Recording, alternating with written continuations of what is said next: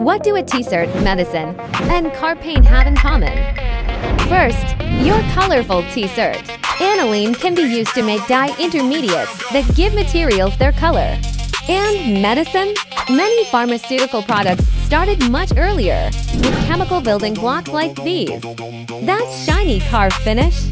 Chemicals such as TDI can play a role in making polyurethane materials used across coatings and other applications. The product you see is often just the final chapter. At ChemicalCell, we explore the chemistry behind real-world applications. What should we decode next?